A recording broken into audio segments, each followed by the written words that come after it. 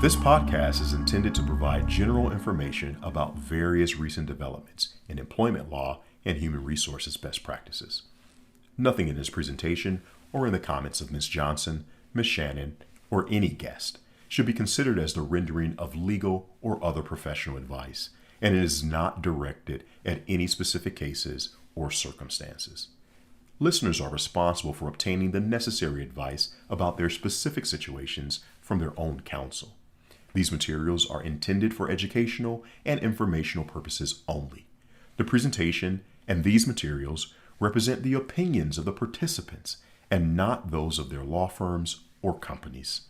No part of these materials may be printed, photocopied, or otherwise reproduced, recorded, or stored, or transmitted in any form and by any means, electronic, mechanical, or otherwise, without the prior written permission of Today's Workplace podcast. Welcome to Today's Workplace, a podcast created to keep employers current on the latest employment law trends while providing proactive solutions to the everyday issues arising in today's rapidly changing workplace. Is your business prepared for today's workplace? Let's find out with your hosts, Barbara Johnson and Belinda Reed Shannon. During our last episode, we had a great discussion with Allison Nelson at Ford Motor Company. Allison is the director of diversity across the global organization, and she was able to tell us so many important and informative ideas about how diversity, equity, and inclusion plays out against a large, mature manufacturing organization that is established across the world. But today, we're really excited to discuss what diversity, equity, and inclusion looks like outside of the United States. We are thrilled to welcome Abam Mambo to Today's Workplace podcast. Abam has a very diverse personal and professional background that began with her early life in the country of Cameroon, her journey to life and work in the United States, and then her return to the continent of Africa as an expat for several years in South Africa before settling in Singapore, where she's now located. Along the way, Abam has built an impressive career as an employment attorney, white-collar investigator, and corporate compliance officer. Abam has also become a highly sought-after speaker on topics related to women in leadership and other diversity-related topics. Abam, before we begin with questions, we'd love to hear more about your personal journey as an immigrant to the United States, other African countries, and Singapore, and how that's shaped and formed your worldview as you progressed in your professional career. Barbara and Belinda, it's so awesome to be here. After working with you all for a few years, I remember my first year at Glaxo, we were all working on a Supreme Court case and actually went to the US Supreme Court. Good memory. I forgot about that. I cannot forget about it because I was sworn in by Chief Justice Roberts. So wow. Okay. I remember that very fond. We spent a lot of time with the Paul Hastings team at that time. So it's such a joy to be with both of you and your amazing trailblazers in this labor and employment space. So, I walk in the shadow of giants here. Oh. So in terms of my background, I grew up in Cameroon, born there, raised there, left at 16. And I tell people I'm an immigrant in different ways. But it's such an interesting thing because when I moved to the US, I was an immigrant, right? And when I moved from the US to South Africa on assignment, I was not so much an immigrant as an expat. Uh-huh. And so the language we use even in this role, and I think about me moving here as an expat and workers from India, Nepal, moving here as migrant workers, right? We're all doing the same thing. We're all economic migrants. But because of how much you make or the role you're in, you're called something else. It's just fascinating to me when we talk about inclusion and diversity, but we'll come back to that.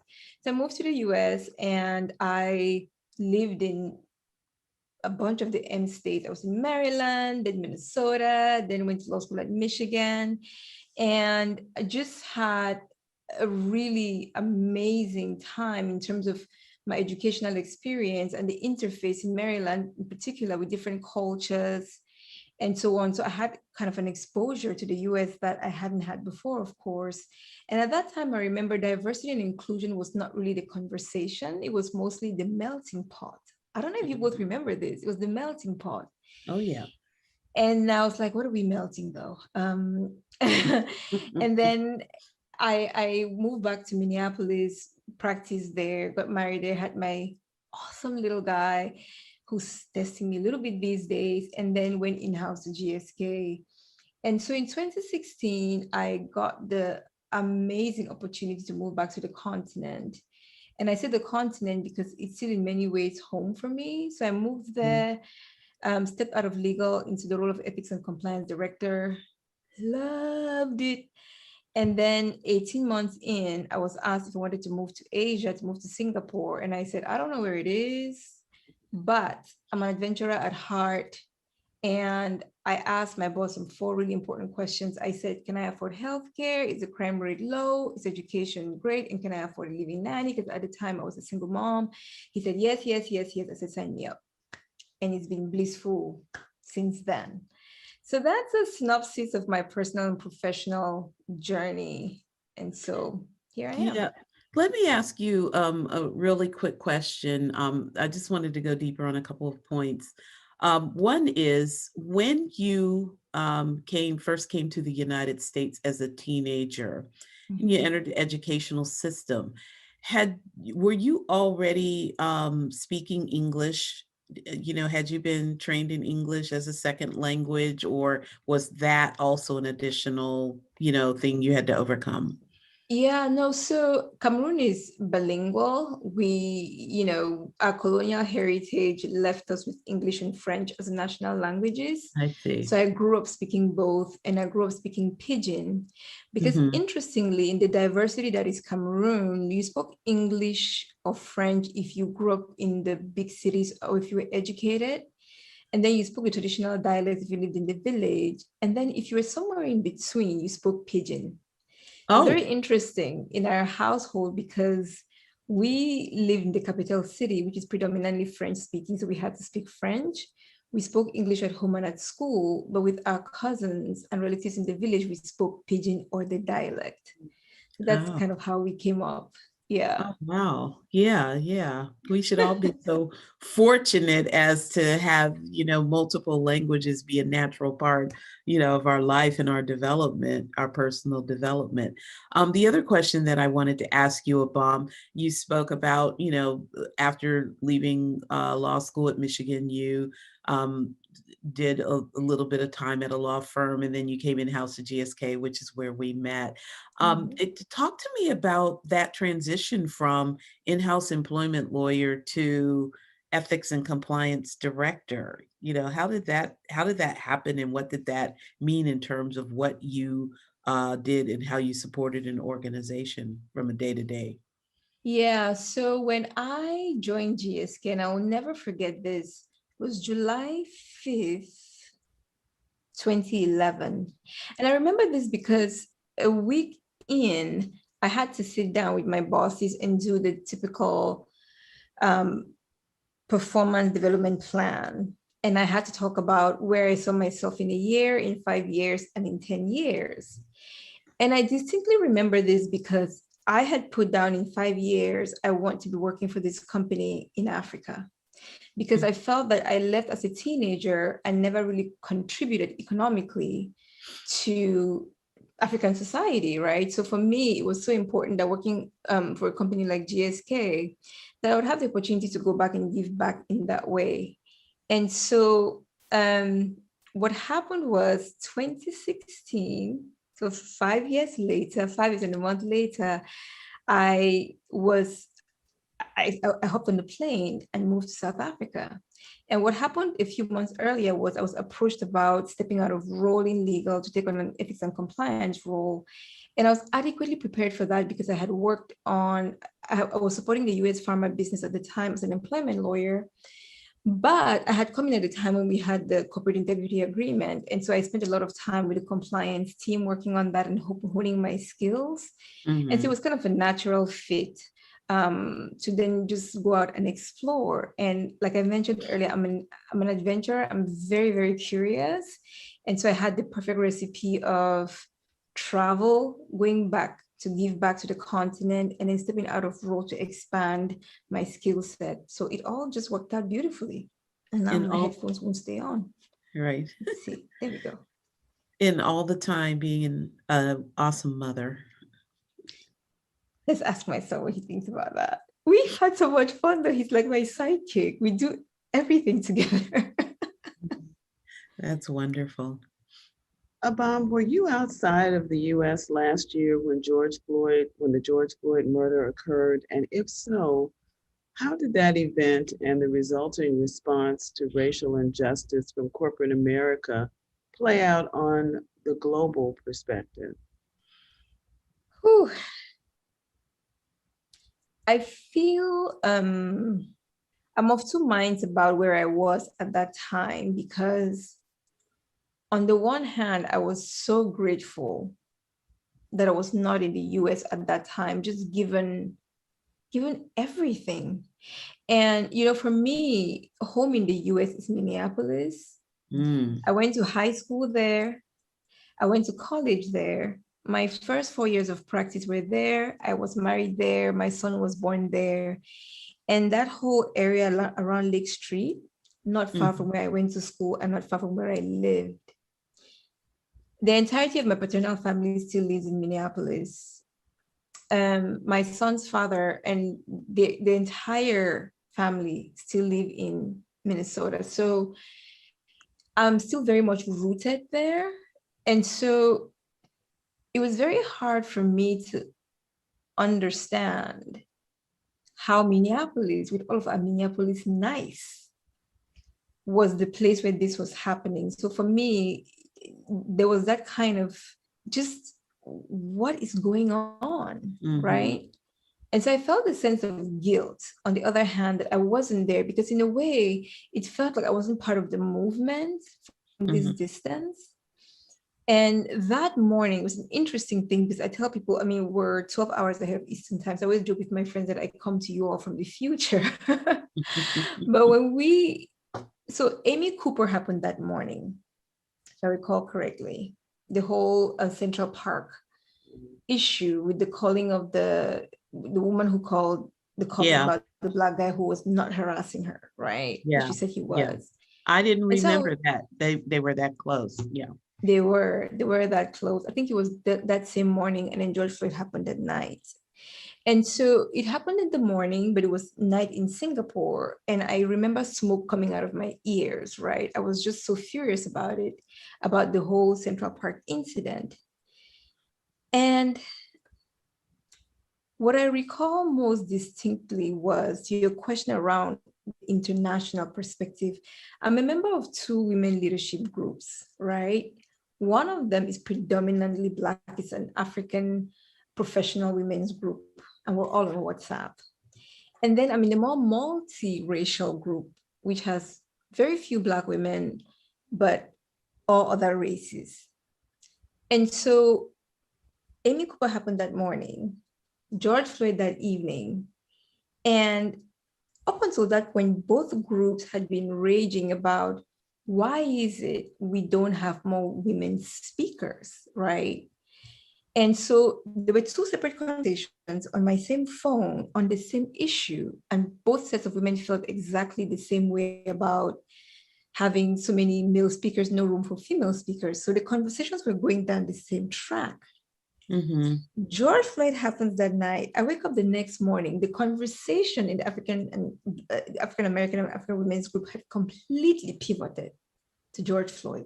There were tears, there was rage, there was identification. This could be my brother, it could have been my husband. People were sharing stories. There was rage, there was hurt.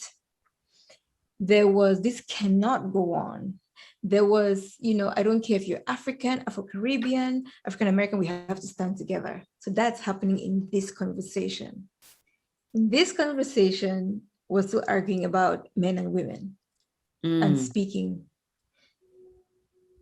So I followed this for a few days to see if the conversation on this one side would change. It didn't.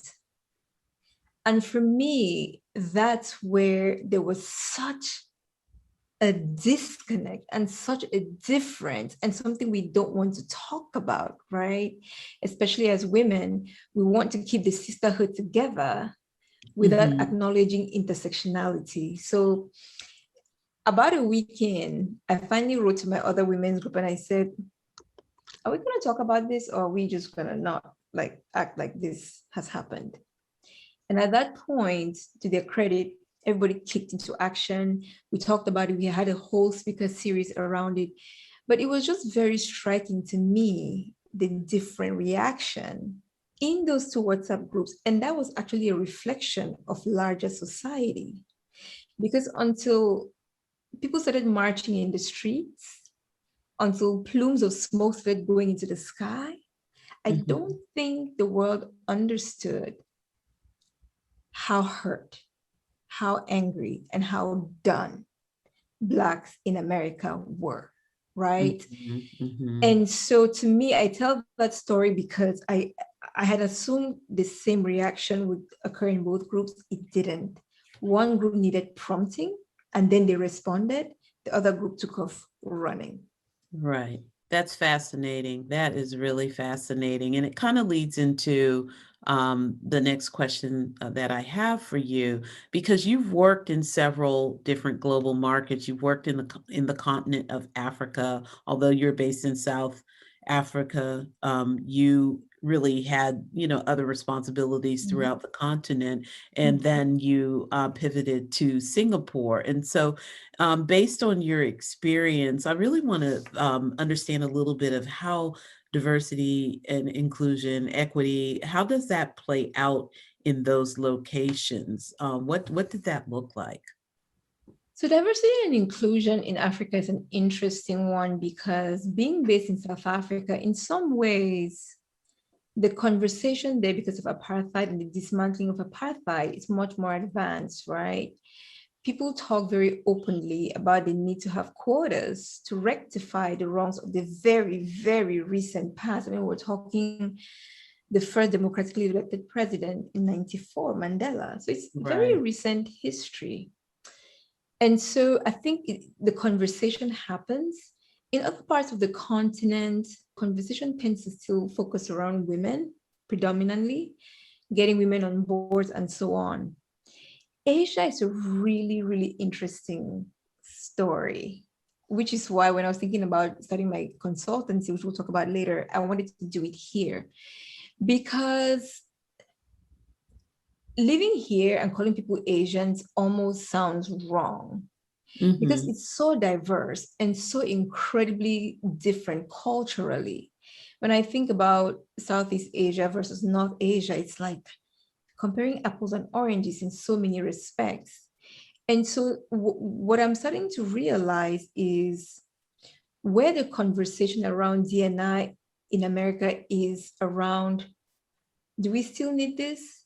Are we getting value for our money in these programs? Is affirmative action not reverse discrimination? All of that. In Asia, the question is, what is this? Teach us, help us understand. It's more of an awareness gap than a challenge, a pushback, it's not working conversation. And that for me is where I see an opening to have a conversation, because people are curious, right? You look at a market like Japan, there's little to no ethnic diversity. It's a very homogeneous society. So when you start talking about gender, the default here, like Africa, is gender. Yes. And then I have to prompt people a little, right? And say, is it though? Because we have India and the caste system. Can we just be real, right? Yes. We have in some of these markets vast socioeconomic differences. Colorism is alive and thriving. Right. So there are layers to inclusion and diversity that haven't been unpacked here yet. But I think it's more of a lack of awareness and full engagement with the conversation as opposed to an opposition. to it or rejection of it. And so that's the big difference I see, is that we have an opportunity to reshape the conversation in the US context. And in Asia and Africa, I think it's more of raising an awareness of the expansiveness that diversity actually is. But in both markets, revisiting the value proposition, because I think that's still what is not landing or is not clear to people. But I always say that here is an awareness gap. In the US, I think it's more of an outcomes gap where people are challenging, does this work? Is it real? Isn't it reverse discrimination? Here, we haven't gotten that far in the conversation. You know, Abam, you've had a unique opportunity to develop an incredible diverse worldview of diversity and inclusion. Tell us how you personally define diversity and what you have experienced or witnessed in how companies outside of the United States approach diversity. So I need to just say these are my personal views and not the views of any company that I've worked for. What I've seen, especially in the last year and maybe in the last 2 years, has been an attempt to develop more local talent. Because one of the questions I've been asking is, let's look at how talent travels and which talent is traveling where. So if it's blue collar type jobs, we see migration from the south northward or east westward, except in the case of tech, right? Where a lot of our engineers are from China and India. But if we look at the upper echelons of corporations, especially multinational corporations in Africa and Asia, we see talent, predominantly white male talent, traveling south and east. And my question is, what's up with that? What is up with that? Right. And a lot of the response we get is, we can't find the local talent. And I say, build it. Build it in the same way that you build the talent that you can then send over east and south. Build it. And so that's my first kind of push on that. And I always say, one of the things that was such a lesson when I moved first to Africa and then to Asia was, when you come in as an expat, you can change whatever you want. And people would always say, the locals will hold their breath and say, oh, should we go in 2 or 3 years? And then we'll be back to what we were doing anyway. Right? Yeah. If you want systemic change in an organization, you need people who have gone abroad, learned how to do it differently, but then can come back to their markets, which they understand like the back of their hands, and implement, right? But that's not really what's happening. So that's one thing that I see. So my definition of diversity now has just expanded, because I'm getting away from, I remember the phrase we use, let's find diverse candidates, or let's get a diverse hire, meaning women, usually racial minorities, usually maybe sometimes veterans, LGBTQ, all of that. And my frustration with that is twofold. And when I give talks on this, I always say this, that we have to go back to the definition of diversity without all the frills and drama, right, that corporations and HR have put on it, which is, diversity is just a range of things and a variety of different things, right? That's it. Right. What that means to me is white, cisgendered men are part of the tapestry of diversity. Now, some people have their backs up against the wall when I say that, but the reason I say that is because if we think about diverse hires, right, as only women and minorities, when they come into organizations, first of all, they feel like everybody's looking at them with the side eye. You got in here because you were the diversity hire. So there's that stigma. Then secondly, look at our ERGs. They're self-selecting. So now you've taken the people who are small in numbers, don't have the power, the clout, and they're pushing up this diversity boulder up a hill by themselves. And where is the power and the cloud?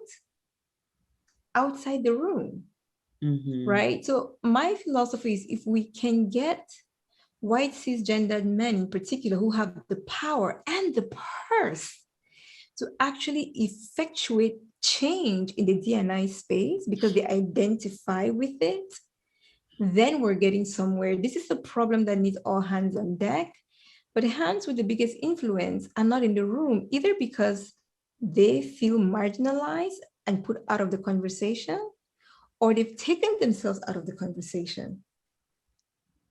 And so I'm just thinking, when people say, well, I&D programs are underfunded, I'm like, well, but where's the money going?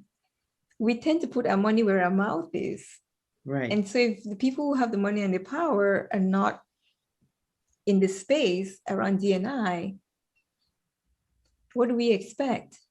And I gave a talk last year, and this was such a resounding thing for me, because I gave this talk, I gave this premise, and I said, my focus has shifted from just diversity and inclusion, or DE&I, to diversity plus inclusion equals belonging.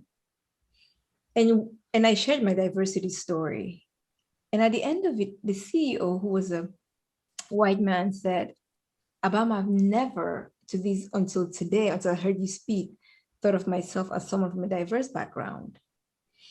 To which I said, okay, you grew up in an all-white neighborhood, sure.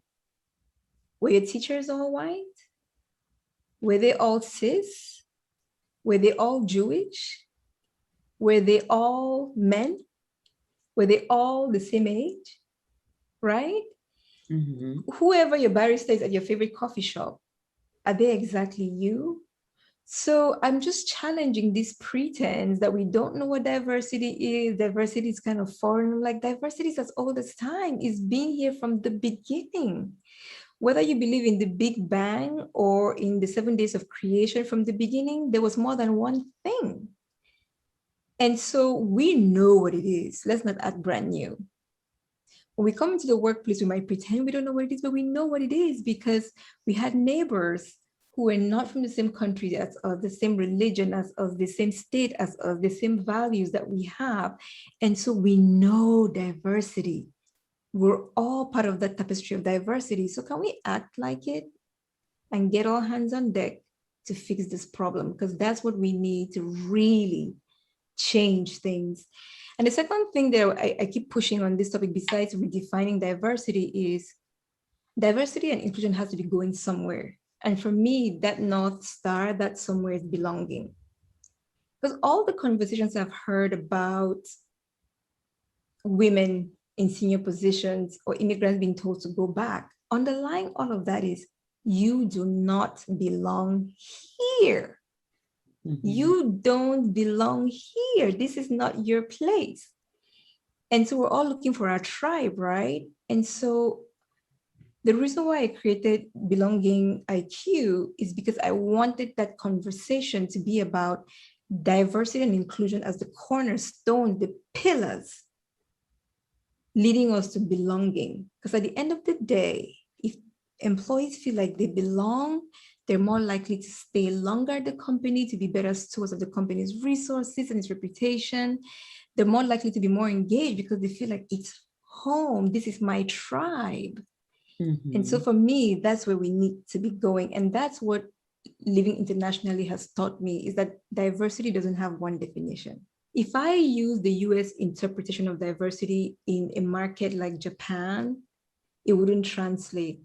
One of the reasons why Singaporeans didn't talk a lot about Black Lives Matter is because there are like 2 Black lives in Singapore, right? So you have to do a bit of cultural translation for them to say, your version of Blacks is, maybe it's the Malay population or other underprivileged or underserved population, right? You need cultural translation to make that possible. You mentioned diversity IQ. Tell us about Diversity IQ and what role the organization is playing in the diversity, inclusion, belonging space. So it's Belonging IQ, and it's It's a consultancy that was just launched, and I'm leading the effort there. And primarily, our goal is to help companies transform the workplace into a community, because the thing that binds a community is a sense of belonging, right? So when I think back on the pandemic and how much time we spent at home, and I joke that even, my broom closet became an office, home and work collided. And I just started thinking about, how do we create this sense of home at work? Because what sleep studies, actually, there was a sleep study done in the UK that tells us that, in the lifespan of a 79-year-old person, they would have spent 13 years and 2 months working. And the only other thing we'll do more than work is sleep. And that blew my mind. So I'll spend more time working than raising my son, than being with my partner, than being with my friends. Ooh, that's a long time to not belong, right? So for me, I was like, okay, we need to start to actually talk to companies about this, and to help them really look at this at IND from an employee experience perspective. So that's the work that we do. We come in, we will be doing training, speaker series. We'll be helping to actually refocus D&I programs toward belongingness. So the core principles of D&I are valid, and they continue to be valid. The question is, how do we leverage them to get to that belongingness, which underpins employee engagement, employee experience, which allows employees to stay longer at companies. So that's what Belonging IQ does, and it's all about. And because I'm really intrigued by that, because belonging is part of my responsibility at the company that I currently work at. And, one of the biggest challenges or just, what we're facing today is not only creating that sense of belonging, but now we have to do it across a virtual landscape. Yes.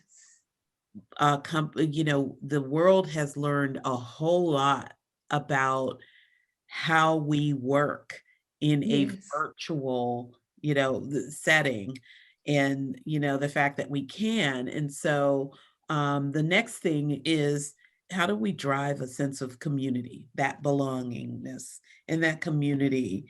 How do we drive that when we are now remote and virtually situated? I mean, a number of companies in the United States still have large workforces that, show up at a facility, but more and more are establishing either hybrid work practices, or they're establishing work from anywhere practices. But we still have that need to drive community and to have colleagues continue to be able to build bonds. And have you all started looking at that and how you do that?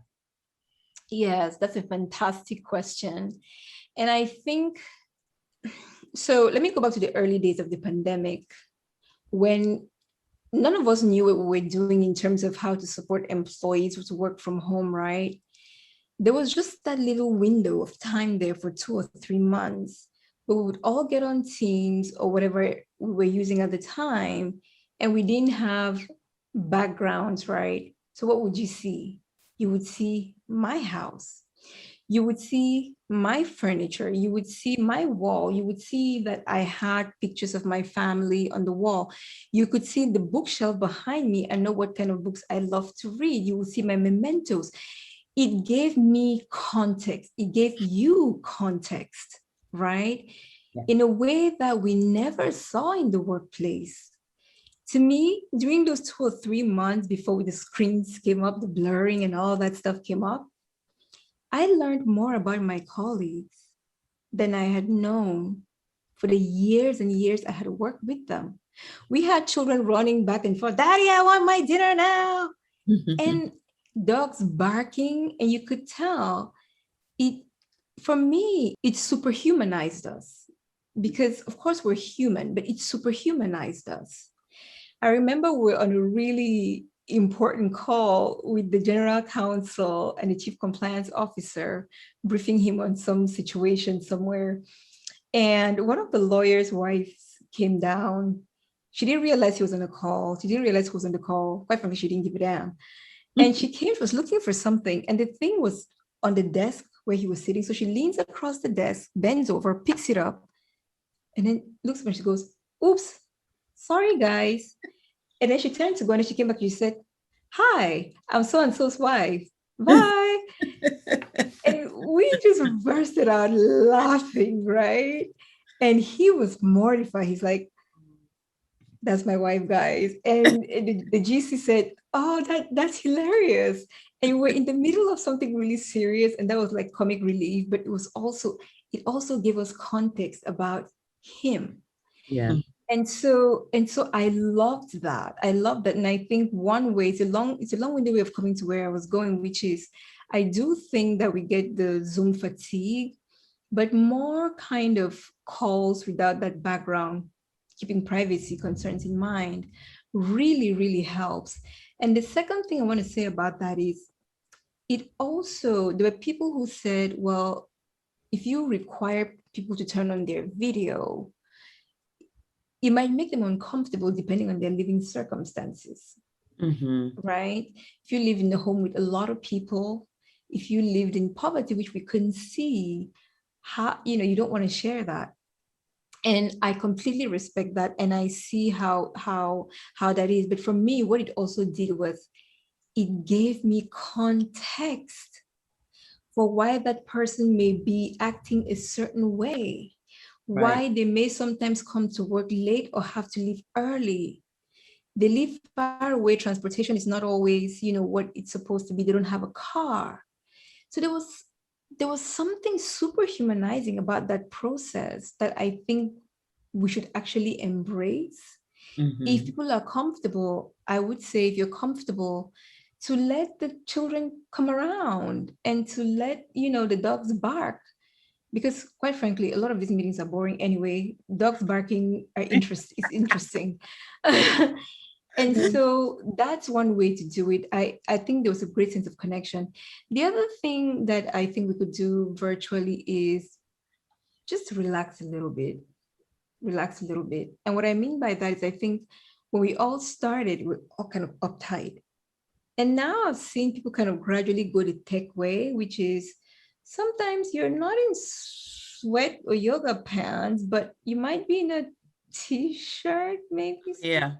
I work for a tech company. T-shirt and jeans are the uniform. And even during the interview process, there's this whole paragraph that's included to applicants that says, we're comfortable in t-shirts and jeans. Feel free to dress that way for your interview. So, yeah. So I think there's some of that. But the other thing, and I'm really passionate about this one because I think potentially working from home could create problems for employees for whom home is not actually a safe place. Yes. And so a few months ago, I was giving a talk on employers' responsibility to domestic violence victims. How do we support them during the pandemic? Home is not safe for them. Right. And for other employees, I think about if you live in like the favelas, if you live in some of the more overcrowded places, space is what we needed the most during the pandemic, right? And so telling people to stay at home in crowded places is not the safest thing.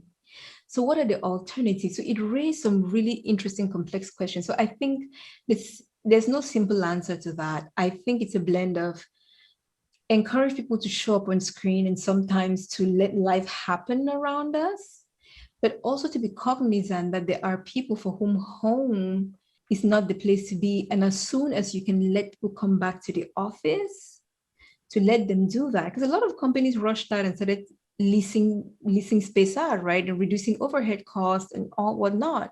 And I was saying, but you have this population that needs this space. This is sukkah for them. This is home for them. You cannot take that away. So it's finding that balance between those two things and just being, and that comes with knowing your employee population, right? It's knowing for whom home is safe and for whom home is not safe. Mm-hmm. Abam, you've spent time today talking about your career outside of your corporate assignments, about belonging IQ. Tell us more about what has led you down the path that you're on now and where you see yourself going in the future. Um, the short answer, I think, is just, I think I got to a point where I realized I've been given a certain number of years on this planet, and I don't know how many years those are. And so I had spent the last 13 or 14 years just doing the climb, right? The corporate climb. And it struck me about 2 years ago that one of the things I remember saying when I was 8 years old is that I wanted to be a lawyer, a writer, and a teacher. Mm. And so I was assessing my life and saying, have I done these things? In the time that I have left, which could be 1 year, 2 years, 50 years, am I going to get a chance to do those things? And I spent a lot of time in self-reflection and decided I had been waiting for someone to give me permission to be my full awesome self. And that person was never coming because that person didn't exist outside of myself. So I just started unleashing. I was like, okay, I'm going to go give, a friend of mine heard me speak once, said, you should continue speaking. Then another colleague heard me speak and said, why don't you come speak to my team about inclusion? I went to his team meeting. Then the regional head showed up the next day, came back to me and said, all everybody talked about was your talk. So can you come speak to my regional leadership team? And then from there, it was just a cascade of things. And I realized the voice that I had kept kind of tamped down for so long was something that people actually wanted to hear. And then I started thinking, what can I add that is not already in the marketplace of ideas? Mm-hmm. And so it was a cross between those two things, which was really kind of corny. I wouldn't say finding myself, but resurrecting the self that had been hidden for a long time. And after that, it was like, oh, okay. World Health Organization wants me to come speak. Here I am. Hi, Dr. Tedros, thank you, right? It just became, and it was such a confidence booster because I realized no one is coming. No one is coming to give me permission. There's no one. Mm-hmm. So I've had a lot of support, but it has been support. It hasn't been a, now I ordain you ready to take the mantle. And I can't explain it. I think I'm going to really look forward to hearing your talk on how we even got to the place of waiting for someone. What conditioned us in our lives where we are waiting for permission, right? Yes. Because no one is coming. I'm waiting for that talk from you, Abam. It's coming. It's coming. And Belinda, I'll tell you what, really quickly here. The last talk I gave was to the International Coaching Federation. And after I told them my diversity story, I said to them, what is your diversity story? That's your homework. So when we were done with the call, people were emailing me pages upon pages of their diversity story. Wow. I mean, it was amazing. And then about a week or two in, somebody posted a comment saying, this talk has had such a big impact, Abam, and I cannot figure out why. But I'm wondering, do you think it's because we were waiting for someone to give us permission to tell our diversity story? And I wrote back and I said, who is that person? Who's that person? There's no gatekeeper on your story. Mm-hmm. And so that whole idea of permission, the talk is coming because it has to come. Yeah, I mean, I think it's been, and you've described to us, just an incredibly fabulous evolution of your insight and your experience that began as a young lady who was plunged into a totally different country, a totally different culture, and then you were able to pivot so magnificently to your professional career as an employment attorney, then as a compliance officer and investigator. And I think it's just fabulous that you took the time to really study and learn human behavior and the humanity of it all, and are using that experience, that insight, and that expertise and your observations as a way to further empower not only individuals, but empowering organizations by unlocking the power of difference, the power of diversity, and then how you take that power and enhance it further by including everyone. So kudos to you, Abam. We've had such a great conversation today. And, if there were like three pieces of advice that you'd like to give employers about effective ways, particularly those that have global, communities and global organizations. What are Yeah. those three most important pieces of advice on how they most effectively approach and use the power of diversity and inclusion? So I think the first one is redefining diversity, like I said. And I want to make this point because it's a really important one.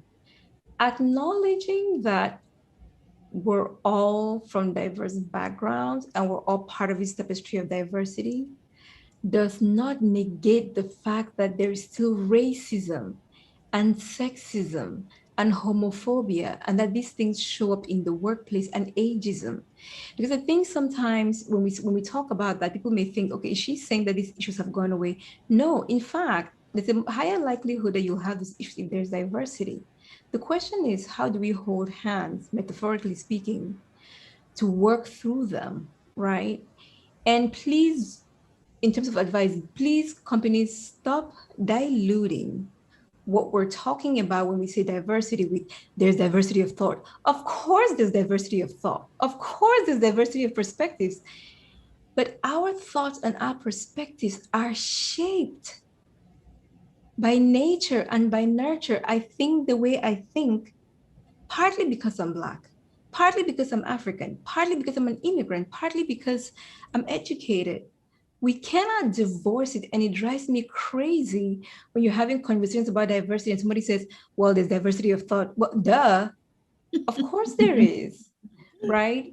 But so that's the first thing I'll say is please define diversity expansively while acknowledging that all these isms still exist, but without watering it down with, we have different colors of our mustache. So what, right? The second thing I would say to employers is that fundamentally we're human beings. And the reason why I love belonging is because in the equation, in my diversity plus inclusion equals belonging equation, diversity is a thinking, right? It's a concept. Inclusion is a doing. Belonging is a feeling. It's here, right? You walk into a room and you either feel like you belong or you don't. And so for a long time, the conversations we've had have been engaging our minds and our actions. Our hearts have been missing in this equation. And then we all say, but people don't remember what you said to them or did to them, but they remember how you made them feel. So companies have to get in the business of making people feel good about being in the workplace. As a second thing I would say. And the last and third thing I would say is speak up, which is the other focus area that Belonging IQ has. When I say speak up, a lot of people think about it in the context only of raising complaints. If you have a community of people who truly feel like they belong, speaking up, again, going back to basics, speaking up means voicing your opinion or speaking louder. That's it. It's not just complaints. So if people feel like they belong, they speak up about their ideas, their brilliant ideas, which you paid them for, right? They speak up about the things that may be wrong in the company, which means they're being good custodians, good stewards of the company's resources. speaking up is not just about complaints, it's about people feeling heard, sharing great ideas. And so I would encourage employers to stop being so scared of speak up.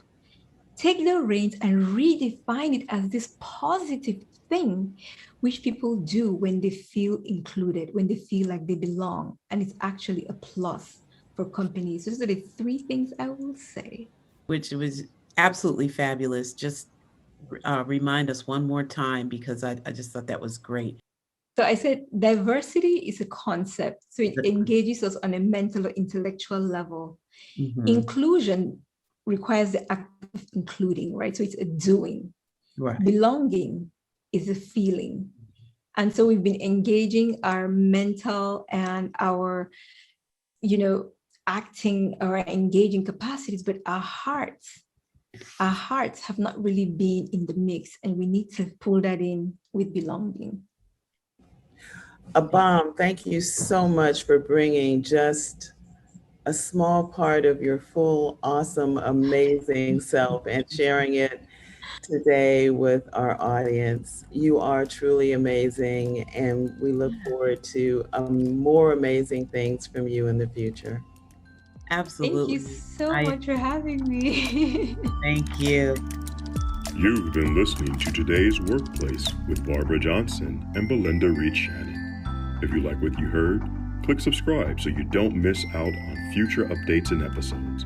For more information about today's episode, check out todaysworkplace.com. That's TODAYSWORKPLACE.com.